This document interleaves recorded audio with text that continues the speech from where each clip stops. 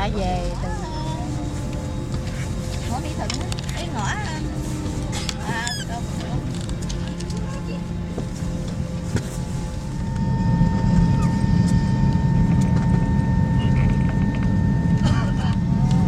hai đứa cháu ngoại nó nữa là 3 phần mình phần 4 phần về 4 quên 2 cái phần 2 cái mấy ký. It's very good weather today. Now please sit back, relax yourself, like thank you. Carry the arms like what you. Vui lòng dành thời gian theo dõi hướng dẫn sử dụng các thiết bị an toàn chiếu trên màn hình máy bay. Or under the seat in front of you. Hand luggage must not obstruct the aisle or the emergency. Mask down to activate the oxygen flow. Place the mask over your nose and mouth. Chúng ta sẽ vòng phải bay về phía nam. Thời tiết hôm nay tương đối tốt.